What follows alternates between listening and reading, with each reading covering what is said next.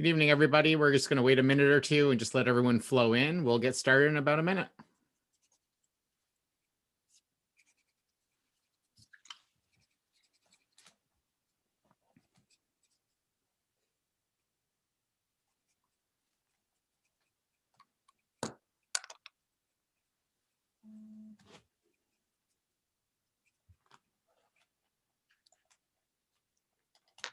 Okay, looks like we're going to get started. There'll be additional people flowing in, but here we go. So hello and welcome to today's Tiger webinar. Thank you for joining us. We hope that you and our entire Tiger family are well.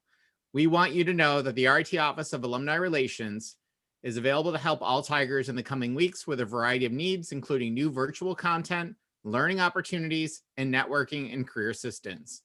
We especially encourage everyone to connect to the RIT Alumni Association social media channels, including Facebook, LinkedIn, and Twitter, where you'll find up-to-date communications and opportunities to connect to other Tiger alumni in your region and your industry. Those links are found in the chat box. The chat box can be opened by clicking on the chat icon at the bottom of your screen. Many in our RIT family have asked how they can help our students in the university during this unprecedented time, and we are incredibly grateful for these offers. If you're able to help, we encourage you to support the area that is in most interest to you, including RIT hockey.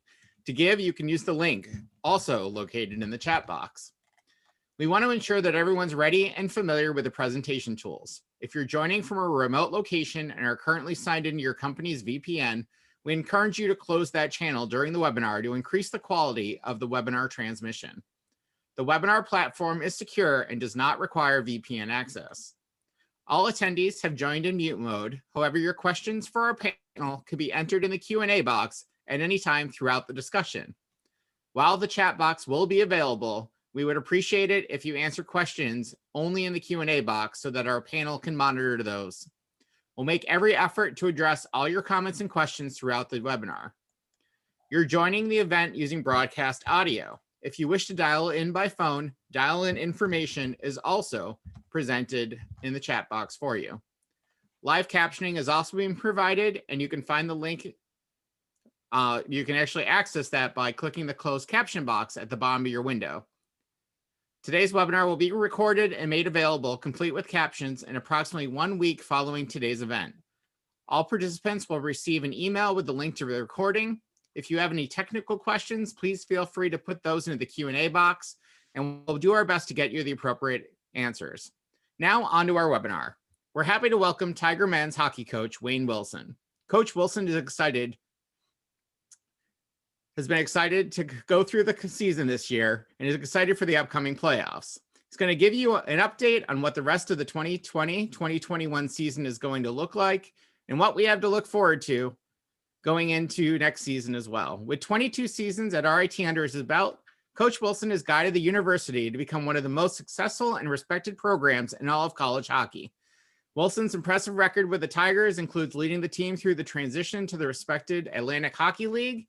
In 13 seasons in the league, RIT's won 4 regular season titles, 3 postseason championships, and made 3 NCAA tournament appearances. Coach Wilson became the first coach to win the National Coach of the Year, both the Division I and Division III levels in 2010. Moderating tonight's discussion are the voices of RIT men's hockey, Ed Tresker and Scott Biggar, who will take your questions during the webinar.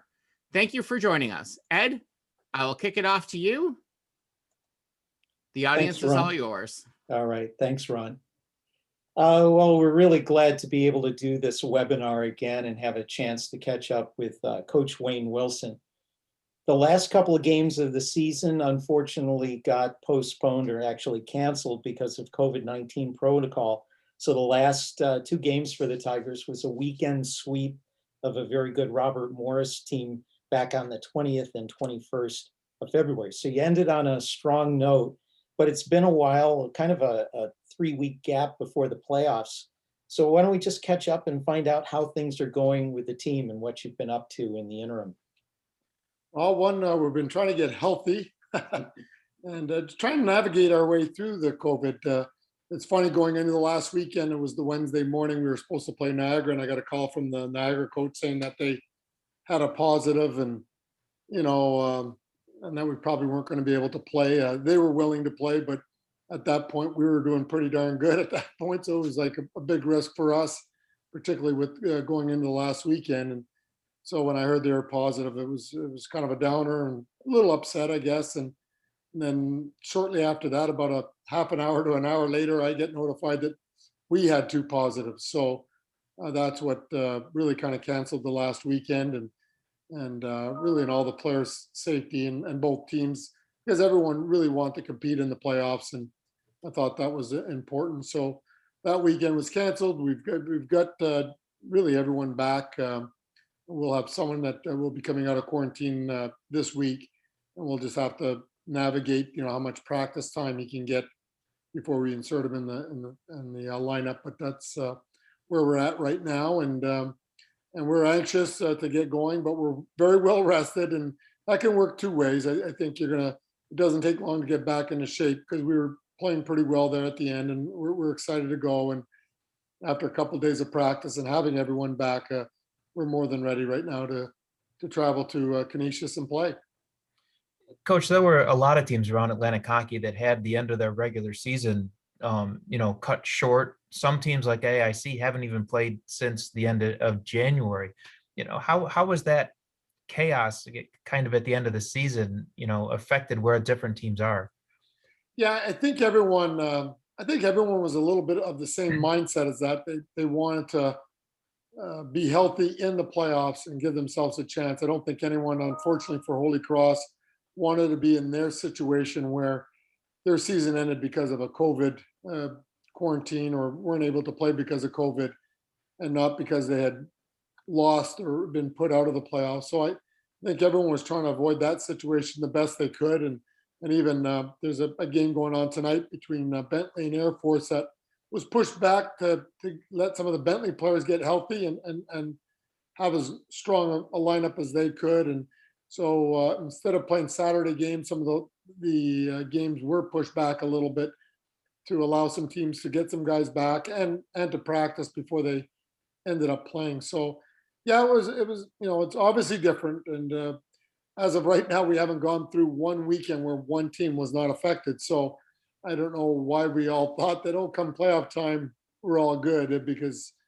Holy Cross is the first team, and you never know what's going to happen come this weekend. I mean, we look at it as we've still got 2 more tests. We know where we're supposed to be playing, and we've got plans, and we're prepared and everything else, but we've still got 2 more tests to get through to play those games. So so we get tested again tomorrow and Friday before we go, and if all tests are negative, then the game will go on. But we have so many negative players on our team that if we get positive, we're at great risk versus teams that may have 99% of their team have been positive, that they're not even testing right now. So if a slim margin of players get the virus, then they still can put a team on the ice. But we don't have enough players if that was the case for us.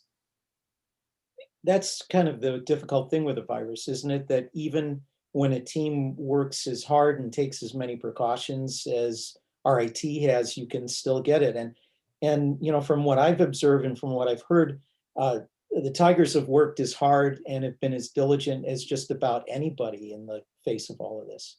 Yeah, well, I think our guys have done a great job, and our school have set guidelines in place to help us with that. And sometimes it does mean canceling games or not traveling to Air Force. These were precautions, safety precautions. They weren't for any other reason. And so I think we've done a good job. But like you said, you never know when it's going to hit. And I think we learned that early is, just because games are on your schedule doesn't mean you're going to play them. And we learned that early in our schedule. And we were able to adapt by playing different teams, including Clarkson, some non-conference games. And Clarkson's looking for opponents right now, but they have no one that they can play at this time before they go into their playoffs. So it's been difficult for everyone. But I think, at least talking to the coaches that I've spoken to about it, and just from my experience, is that the players are all very, very grateful that we went through and are playing our season to the best of our abilities, and feel good about that. And I think from a mental health standpoint, from a competitiveness, from just a sense of belonging at RIT, because hockey is a big part of the reason why they chose RIT, along with the academics. But I think being able to play was a major step forward for the program, and we're very grateful to have that opportunity to play and give ourselves an opportunity to try and win a championship. And that's actually come up in some discussion amongst the fans, is that, given what you know today and how much of a struggle the season was and all the extra precautions and, the not knowing whether you're going to play or not play and, the breaks and all that other stuff, does the team feel it was worth all of the extra effort to convince the university to allow a season to occur? And then, everything that's happened since then? Yeah, absolutely. I don't know what we would have done otherwise. I mean, I even know for myself, I mean, so many people at RIT are working from home, and I'd go stir crazy if I had to stay at home. It gives you a sense of purpose in your day to go into the rink and run practice and carry on about your business and in a safe manner. And I think it's been worth every bit of it. Sometimes you're a little envious of those teams that maybe had a team. Well, Air Force is a great example. All 21 players at one particular time got it. So it was never a trickle effect. It was, 21 players and 4 staff members quarantined for 10 days, and it was kind of over and done with. Then they moved on, and now they're playing worry-free and not doing all the testing and all the different things that go on with that. So that was good. But then you've had other teams like Niagara who had a trickle effect where 1 or 2 guys got it, but then if they lived in different houses, whoever lived with them was taken out. So it was, we've had a player that has missed 30 days. He's been in quarantine for 30 days over this year and didn't have the virus. It was all because of close contact and quarantine rules, So a program like Niagara, who, maybe every 3 weeks had 2 guys or 3 guys get it and then take down 5 guys individually around them, so it was just a long, slow, frustrating thing for them. So everyone's have their own stories as they go through this. Ours basically was, we went through a long period of time where we were ready to play, but our opponent wasn't. And that was frustrating. Like we kept thinking we passed, okay, everyone's, passed their test and they're all negative and we're ready to go. And we get a call and the other team can't go. It's just frustrating, and it's been tough. But like I said, the alternative was to not do anything. And for our seniors, this means an awful lot to them. You have managed to get some games in that were not originally planned because the league worked together to change that. So you've had a lot of meetings, from what I understand, among the coaches and with the front office in the league. What kind of schedule of meetings, what kind of things have you been working on with those? We basically met every Monday throughout the whole year. We probably stopped the last weekend, the last Monday prior to playoffs. I'd made some decisions. Our league also met with the athletic directors, I think every Wednesday. We met every Thursday nationally, all the coaches. So there were 3 pretty standard meetings every week that we were all on, and whether it be taking ideas from the larger group and bringing them back to your own league. But every league was so different, and had their own set of problems, whether it be the ECAC with only 4 teams, with the NCHC going to a pod. Everyone did something different. We were in like 2 pods, which was unique in itself. And no clue other than you watch the teams and see scores, but no idea what, if we have the opportunity to face the other pod in the playoffs, what that's even going to be like. We have no feel for that. And yet you asked me a question on the teams in our pod. We know them so well. We've watched so many tapes, not only from when we did play them and then after we played them, but also in preparation when we were trying to play them and we didn't get to play the game. We were well prepared. So, to the point where we kind of know who had COVID and who didn't, because we knew the lineup so well and everything else. So, but overall, it's been a challenging year, but it's been a rewarding year and development. And like I said, I think mentally it was good for our players. As you mentioned, since January 1st, you've really played 3 teams: Canisius, Robert Morris, and Mercyhurst. And some kind of rotation. Usually by this time of the season, you face so many different opponents with so many different playing styles that you really know how the team is going to react in all these different situations. But this year you don't have that benefit. How has that affected both your play during the regular season and how you prepared for the playoffs? Yeah, it's been hard to play because I think all the coaches in our league, but in our pod directly, have prepared so well, and we know everyone's tendency. It's going to be strange, like I said, for hopefully us, but whoever moves on to play the other pod when you really don't have a feel for their team. They may look quick on tape, but you don't know how quick until you get them on the ice. They may look physical. They may, their power play may look good. Their penalty killing may look weak, but you don't know until you actually get on the ice. So, and then at that time, it's single game elimination. So there isn't much of a feeling out process. And that's going to be probably the most difficult part of everything is once you switch over pods. But for now, we're not worried about that. We hope to get that opportunity, but we've got some hockey to play here before we get to that point. Well, let's talk a little bit more about this year's team. When the Tigers have been playing well, they've been very entertaining to watch and seem to be a very skilled team. What are you most pleased about with your team this season? Yeah, that's a good question. I think, first of all, really the maturity of the team, just in general, handling all these different situations. I think the coaches were affected more by the ups and downs than the players were. I think they developed thick skin early, and the maturity of them, they were able to handle a lot of adversity and did a really good job with that. I think it's still pretty similar. The key to our team is really our forwards are. I think we've got a lot of depth there, and we've got a lot of ability there. I really like the group of our forwards collectively, and Will probably was the one that spearheaded that, as the focal point of our team, and has done a great job and has had a tremendous year under everything, the circumstances he's gone through. I think as the year went on, our defense has developed, and then our goaltending, which Ian now has kind of taken over a little bit here, and has played very strong down the stretch. I think that's been an interesting development as well. But I just think that we're a better team. Obviously, I think we know what to expect from everyone, and than we were at the beginning of the year. And you probably can say that about a lot of other teams. Although some of the teams that haven't been, we did practice a lot collectively throughout the year because we did have a lot of games canceled, not because of our problems with the virus. It's been more the other teams. The other teams that have had the problems didn't probably practice as much, so their development may have been a little bit stagnant. But it's been interesting that part. But our forwards have been really good.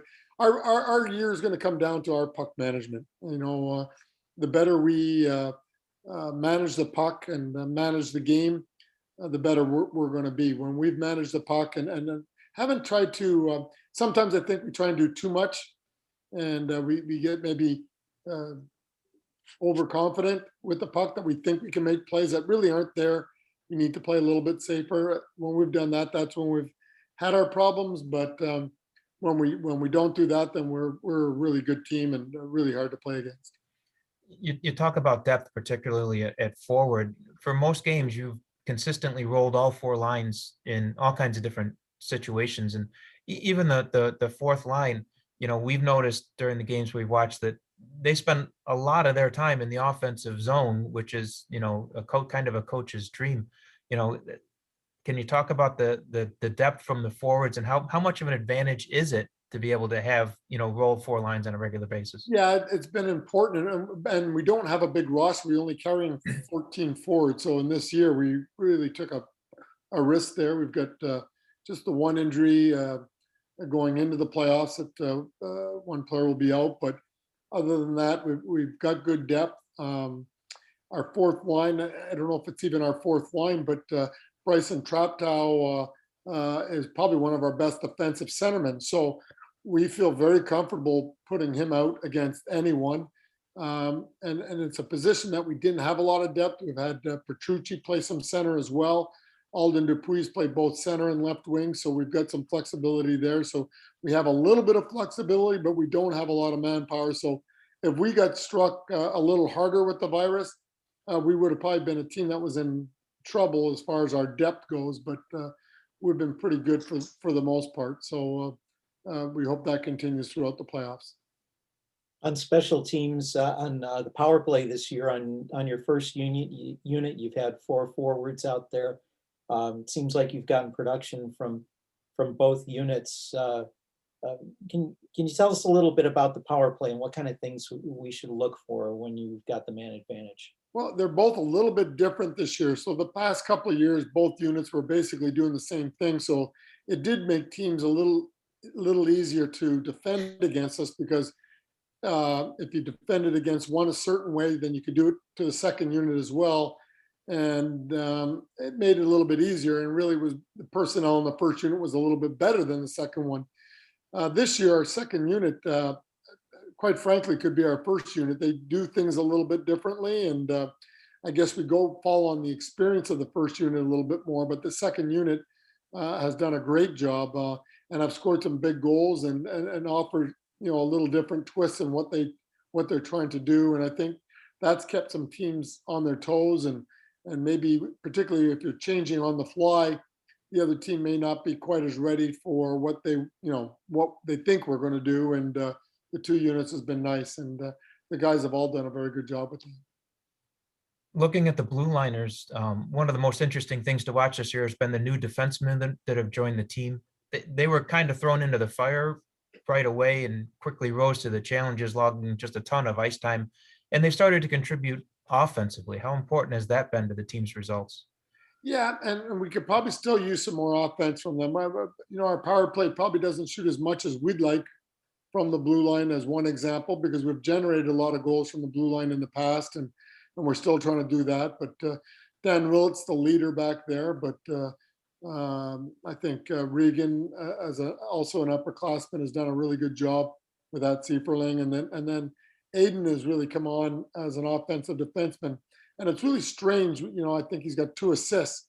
To talk about him as an offensive defenseman, but when you watch the game, it shocks me that he's only got the 2 points, because he's really made a big impact offensively, and he has a good nose to when to join the rush and when to shoot. And offensively speaking, he's done a very good job, and he's quarterbacking our second unit on the power play. We've given him responsibility, and it hasn't fazed him a bit. He's done a really good job and has been a contributor.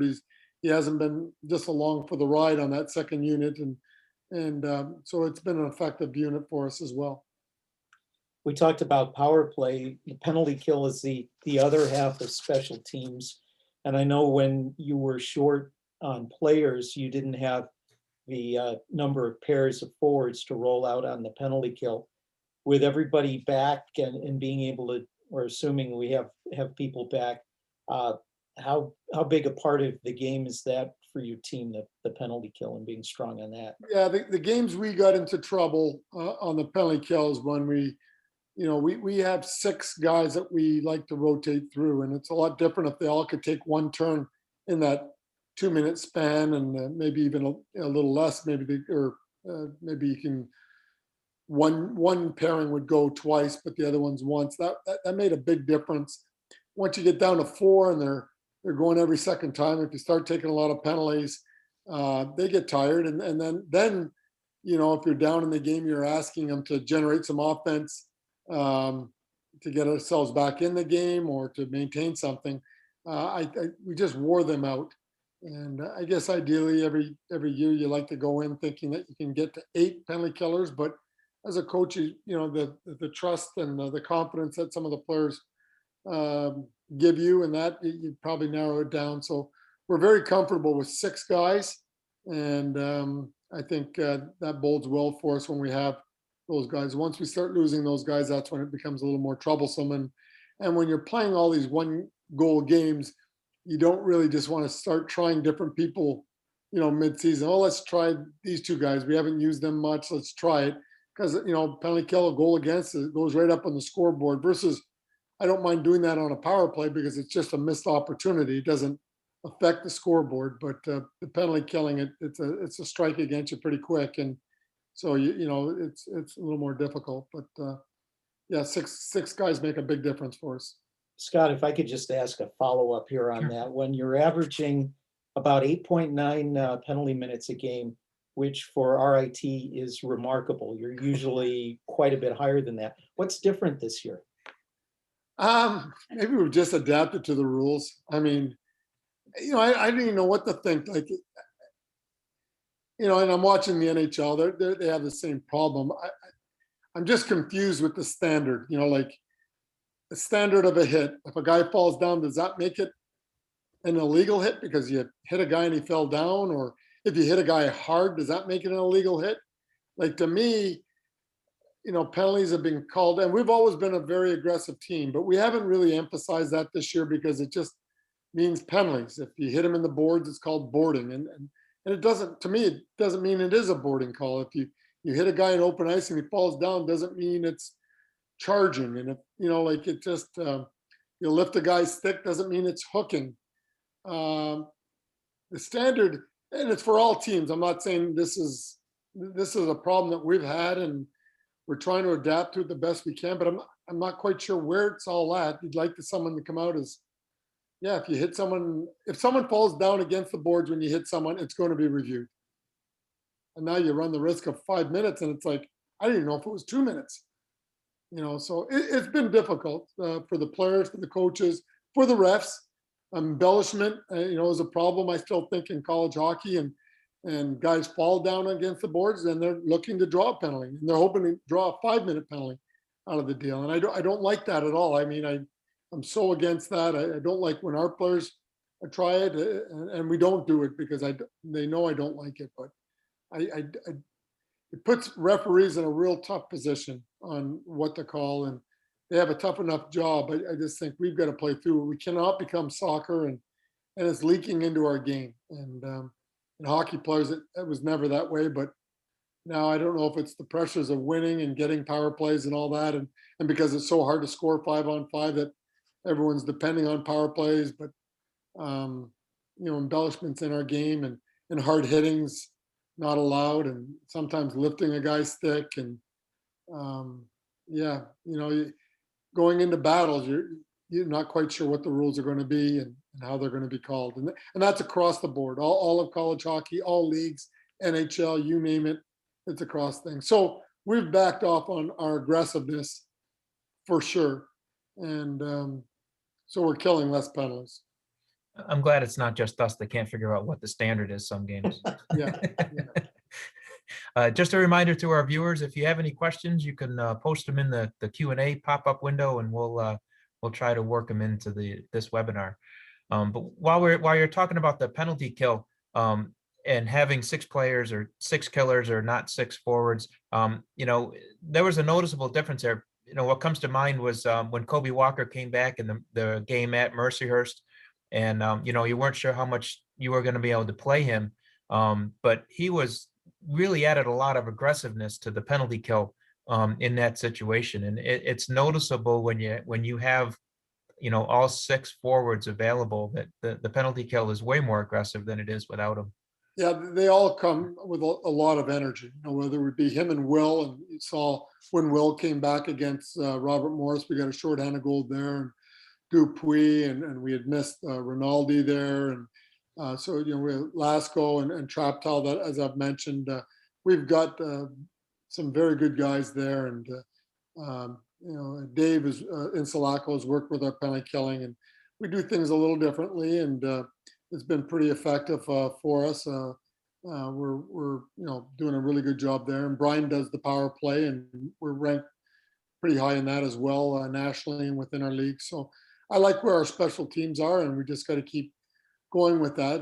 That's going to be critical here in the playoffs, that your special teams can come through for you when you most need it. And it's not, whether you're, if you go 1 for 5, it's did you score that one goal when you need it? Late in the game, you get a power play. Can you get the goal to win the game, or vice versa? Can you get the kill when you need it late in the game, or when it's a critical part of the game? That so there's certain periods of a game that you just need to have your players come up big, and they have so far.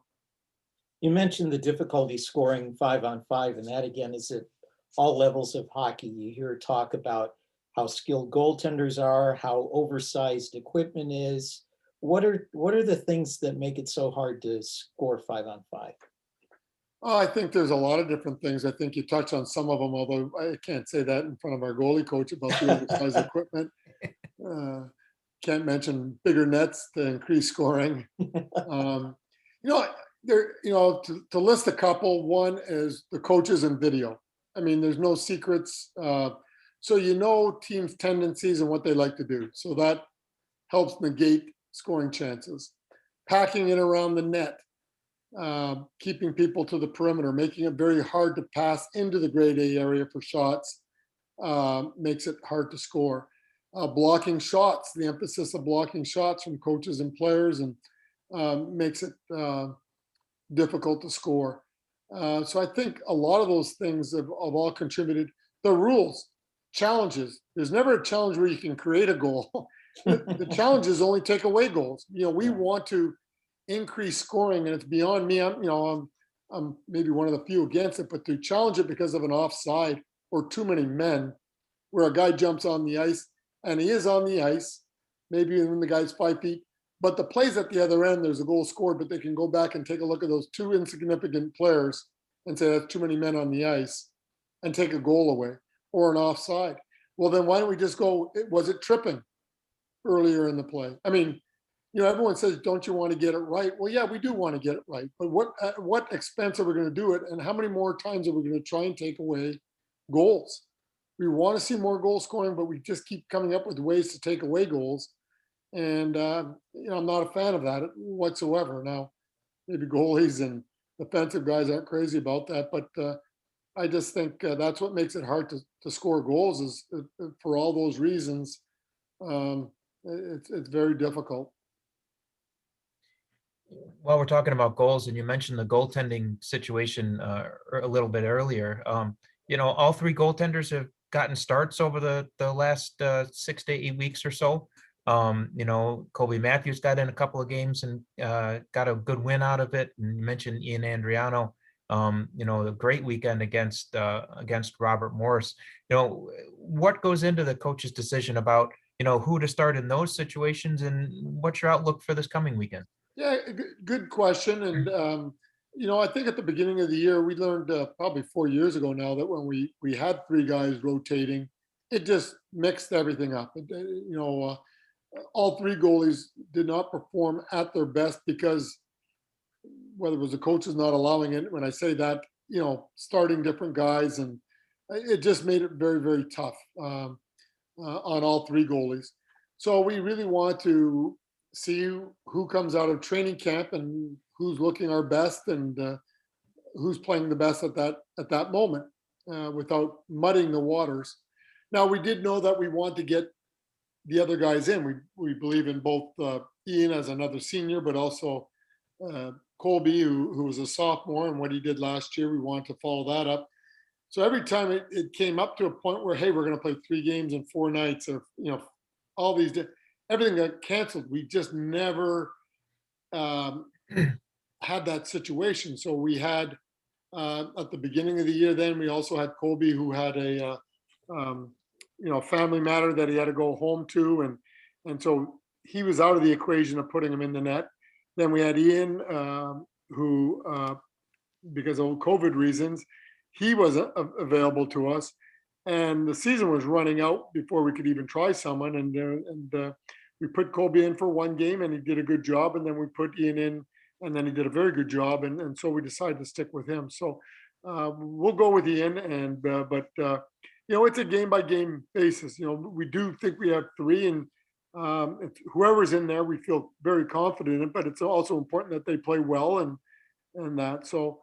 But I would also say at the beginning of the year, once you've established who your number 1 guy is that 1 bad game is not going to get him out of the net either. I mean, you've got to show confidence in him. And that was where we kind of made a mistake, where if they played poorly 4 years ago, we next man up.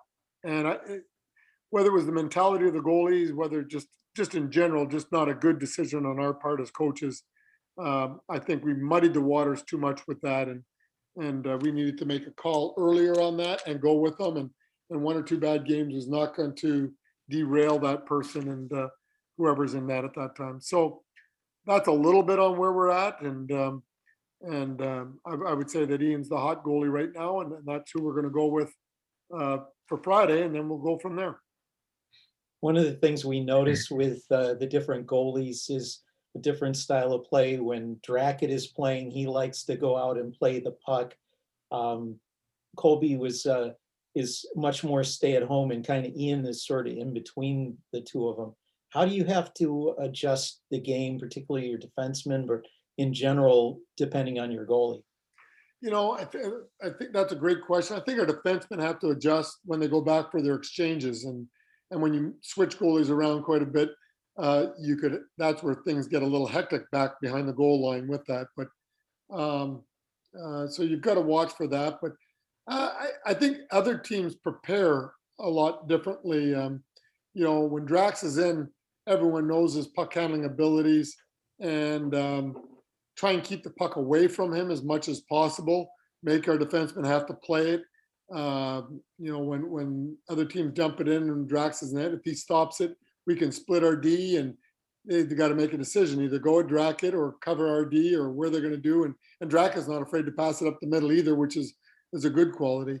I think it's important that our other two goalies don't think that they have to do that. They've got to play to what their abilities are, and not get caught up. I want to handle it just like Drax, because they don't handle it as well as Drackett does. So I think they just got to play within themselves, and maybe know that as a defenseman, you've got to go back, and maybe you've got to, maybe you got to set it up for your defenseman and let them ice it on a penalty kill, versus Drackett maybe taking matters in his own hand, putting it high off the glass and getting it out himself. So there are some subtle differences, but I think the differences affect one, maybe how the other team prepares, but also two, how your defensemen have to adapt to playing with a different person back there. We kind of noticed that with Ian start with Robert Morris, that his positioning and his covering areas was much calmer than I guess is the best way to put it, than it had been in some of his previous work. Is that something that Coach Len Perno is working on with all the goaltenders, is just to play their own style? Yeah, I think that's I think you've got that right. I think that's probably the most important thing. Just be as good as you can be, and play the way that you're able to play. Don't I think you can always improve in other areas, so steal what other goalies do well, and try and implement it in your game, but don't try and be that person. Be yourself. And I think all our goalies have done a good job with that. I think they're past that stage a little bit, and so we'll stick with that. And like I said, we'll go game by game, and as we move along here. And I have, like I said, the utmost confidence in all three of them, but only one can play in the net, and that's the person I've got to be confident in at that particular time. With all three of them wanting to get to play, but only one playing in a particular game, it's pretty remarkable to see on the ice, and I would expect it extends off the ice too, how supportive those guys are of each other. Yeah, they are, and I think they all have a clear understanding of the position and what they go through individually, and what it's like to be, the starter, and whether it be a great save or a tough moment in the game, they're there to pick each other up, and I think the bottom line is once they're really not competing against each other. I guess in some ways you think they would be, but we just want them to be the best that they can be, and then whoever's in the net, you've got to support that, and because it's not a competition.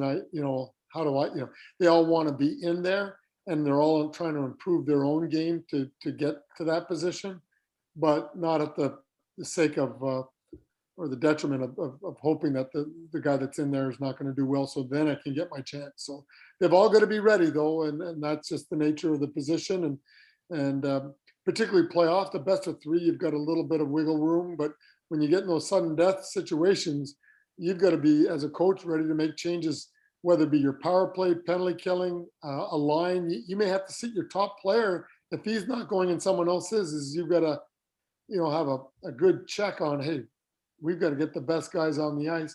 And the same thing in the net, you've got to make sure that if someone's having a tough night early, you've got to get them out and get someone else in single game elimination, because you can't wait until tomorrow, so to speak, because there may not be a tomorrow. We don't usually get to do scoreboard watching during one of these webinars, but there is an Atlantic hockey playoff game going on right now. Bentley's up 5-3 against Air Force after 2 periods. That's a lot of goal scoring for those two teams so far this season. Have you been watching the Eastern Pod at all? Yeah, well, I've been watching it. We've watched a couple of games, but we haven't dived into too much of that, to be honest with you, right now. And the scoring, even in the NHL, seems to be up everywhere, I think. And I don't. It's a good question why, but I just think scoring's been up all over the country and at all different levels. And I know Air Force.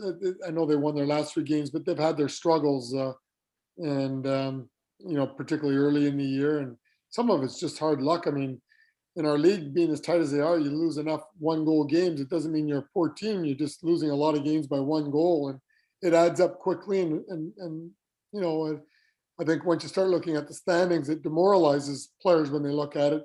And the same thing, you got to be cautious when you have a lot of wins. If you're winning them all, and you get the shootout win, and you got the 3-on-3 win, and if no one's really winning convincingly, so it is very tough.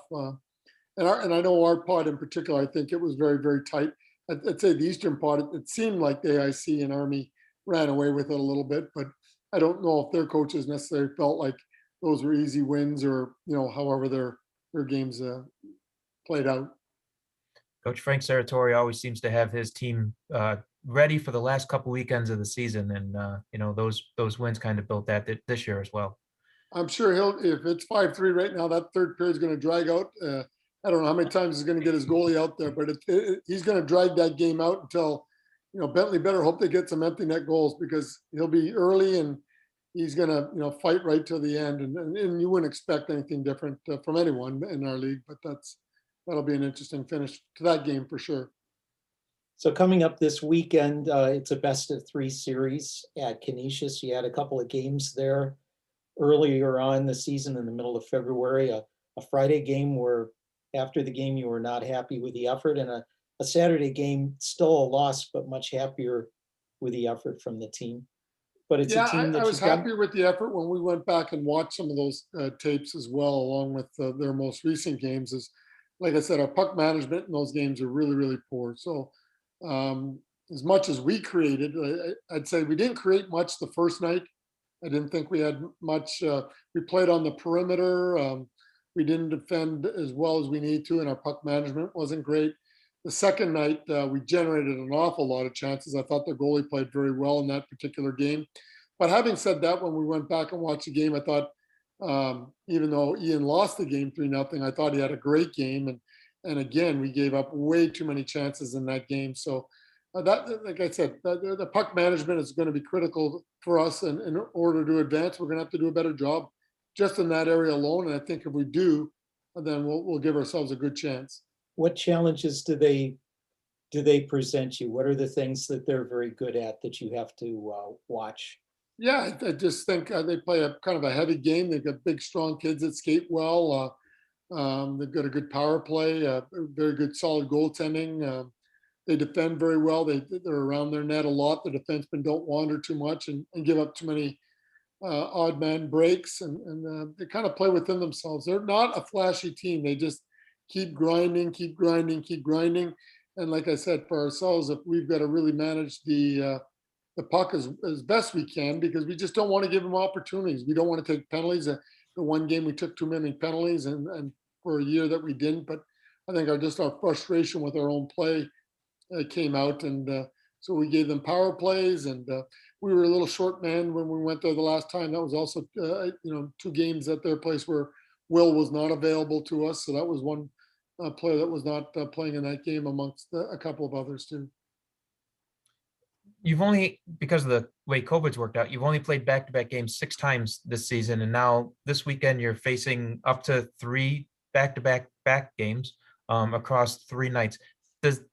Even though you're well rested over the last couple of weeks, does that affect your preparations at all?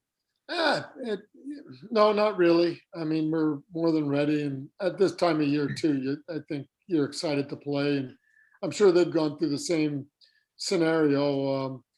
we just played a lot of Thursday, Saturday games and things like that, just because of some travel and that. But it shouldn't be a factor this weekend. One of the things that we talked about a little before we started, that has been across college hockey this year is a couple of rule changes. The more obvious one is going right directly to a 3-on-3 overtime. And I'd like to ask you about that. But first, there's been a change in the face-off rules. You get to pick which dot you face off on, which can play to the advantage of the center in there. But also, rather than throwing guys out of the circle, the linesman will give a warning. And if there are two warnings, there's a penalty. We haven't seen too many penalties, but how's the change in face-off rules worked out as far as you've seen it? And then a little bit about the 3-on-3. Yeah, I think the face-off rules have really sped the game up, because once the center gets kicked out, he's looking left, he's looking right, who's coming in to take the face-off. Particularly late in the game, you want your best people taking the face-offs. And one thing that hasn't changed, I don't think, is that almost every face-off, it seems like one arm's going up, telling one team that you've got a warning, but then the second one, the puck is down so quick that it's almost impossible to catch anyone cheating a second time. And that was what was happening. There was times a winger was coming in to take a face-off in the old rule, and the center was still gliding out of the circle, and the puck was dropped, and the play was already begun. So it was kind of weird that way. But I do like that rule.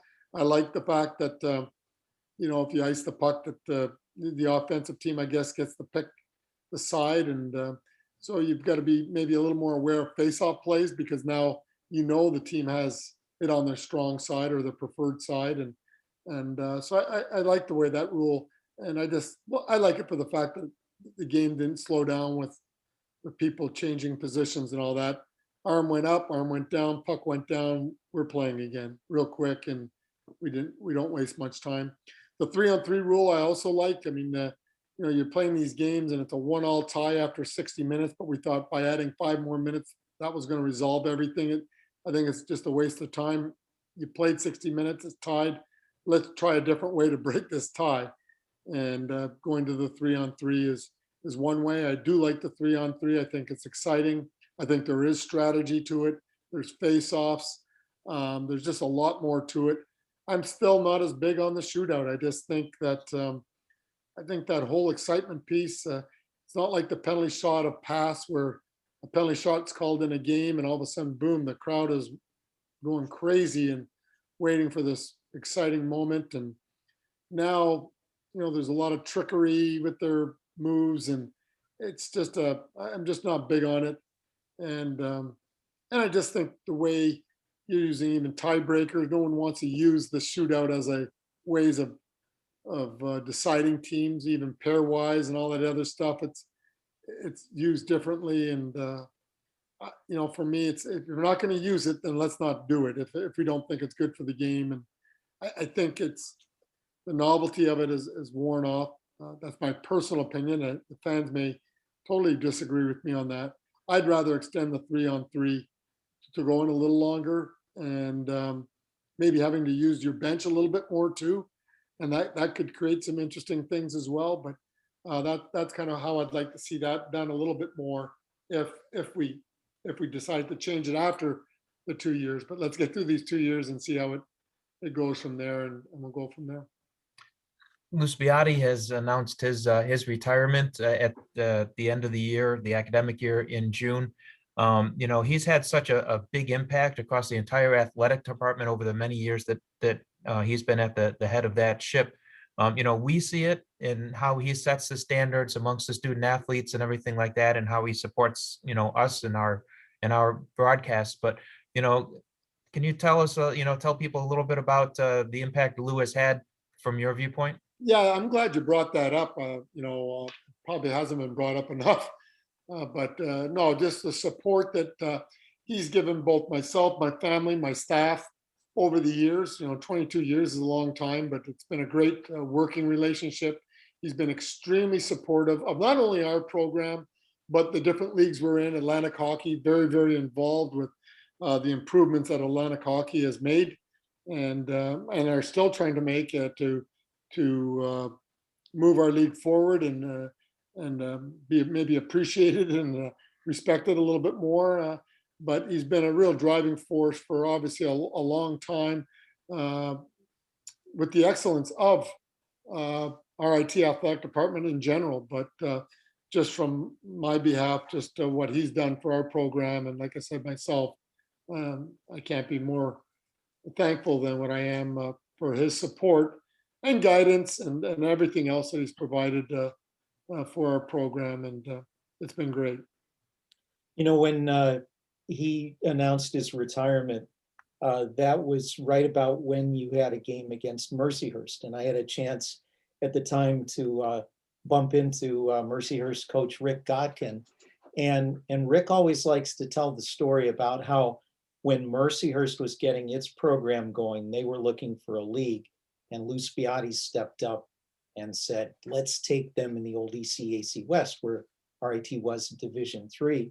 And Rick said, you know, he remembered that when RIT was looking to join Atlantic Hockey, and really was one of the first people in line to support that too. So there's an impact well beyond RIT, even on an individual basis.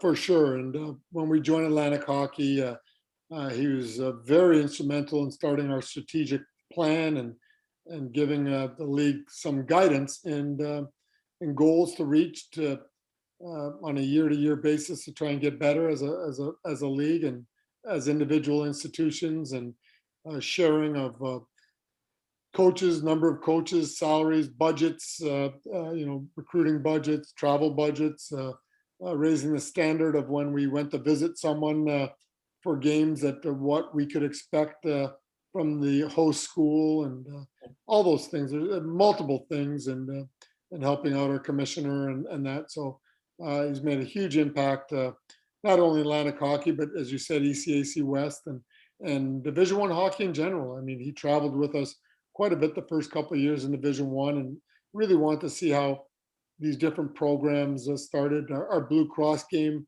was something that he really wanted to, get going. And, now it's the envy of a lot of hockey schools and big time schools as well. So all those things have been a big part of Lou's influence on our program specifically.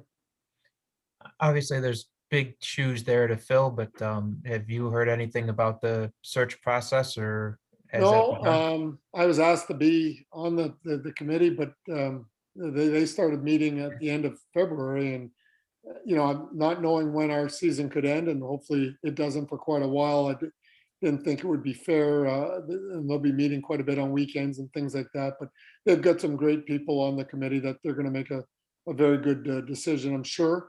It'll be certainly different. It'll be my first time having to break in a new AD, or they may be saying, we got to break in that hockey coach. But I'm sure they're going to have a lot of great candidates because of the reputation of RIT and their athletic program, and what all the coaches have done within.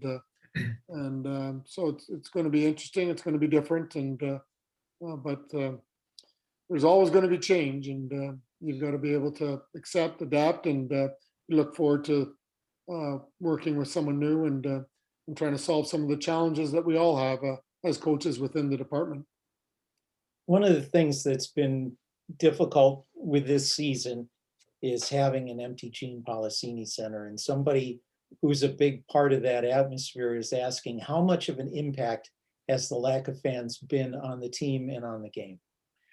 Well, I think it's been a big factor with our team and our game. And our fans have always said, as much as I appreciate our fans, and I certainly do, and I wouldn't want to play in front of anyone else but our fans, I do know our opposition enjoys playing in front of our fans too. It's a little source of inspiration. So no one's ever walking into a sleepy building with no one in the stands and, hard to get up for the game. The corner crew is on you pretty quick. They're on the referees as soon as they step on the ice.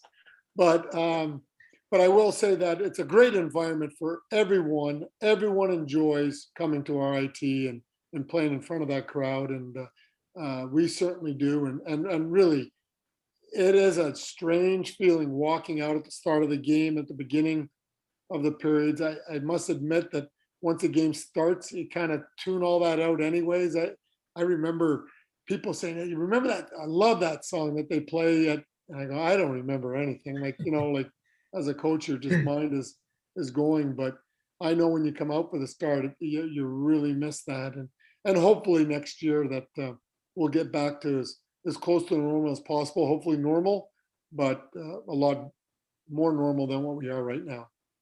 RT also has one of the best traveling fan bases, and we always like walking into the opposing rink and having half of their stands full of orange, and having them cheer on the Tigers. Yeah, and we'll miss them this weekend because sometimes they outnumber the Canisius faithful, but it'll be a pretty neutral building this weekend, and we'll have to take advantage of that. We'll throw in a plug for the pep band too. Yeah. Well, we're coming very close to the end. Any other things that you want to bring up or that we forgot to ask you about, Coach? No, I really just, again, I can't express my thanks to our administration for allowing us to play this year and how much it really means. I don't think you can express that enough. I don't think people really understand what athletics means to the athletes that have unfortunately maybe had their season canceled or going to be able to play in the spring. I was thinking about the spring sports. I'm really happy that they're able to play because I can't imagine going to a school to play a specific sport and to go and get your degree and then 2 springs in a row that your season would be canceled. And I don't know how much they're going to get in, but I think just being with their teammates on the field, practicing or on the ice or on the court or in the pool means so much to all the athletes that we're very appreciative of that.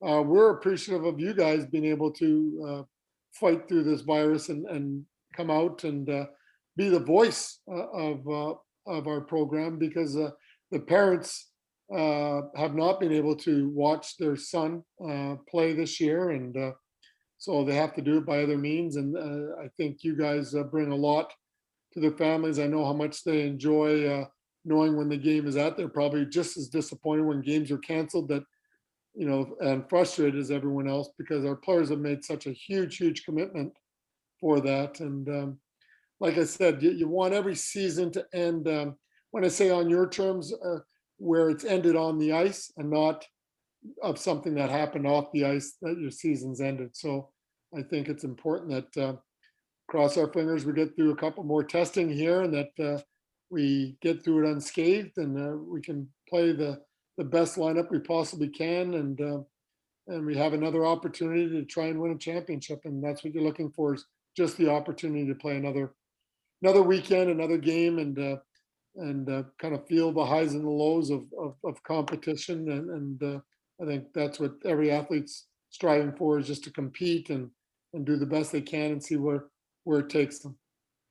Well, Coach, we've certainly enjoyed chatting with you tonight. For our viewers, there'll be a season wrap-up webinar with Coach Wayne Wilson on April 13th, and we scheduled that in such a way that it wouldn't interfere with any preparations the team had to make for their Frozen Four in Pittsburgh the weekend before. We're certainly hoping that our recap will be more than one weekend. We're hoping that it'll be multiple weekends, and it's been the season's gone very quickly, but then at times it's been very long. And here we are 1 weekend away from even getting to just our league Final Four, and we're 2 weekends away from a trip to an NCAA. So there's a lot of hockey to be played, but it's going to go by awfully quick. So we've got to be ready. We'll be shot out of a gun come Friday night and ready to go. Tigers are on the ice Friday and Saturday at 7:05 p.m. at Canisius and then 5:05 p.m. if necessary on Sunday. You can watch it on flowhockey.tv. It'll be the Canisius announcers. So if you figure out a way to do it, you can listen to us either online or on 89.7 FM or Fox Sports 1280. And with that, we'll turn it over to Ron to wrap things up for us. Thanks, everyone. I appreciate you taking the time to do this webinar. I appreciate everybody for joining us tonight as well.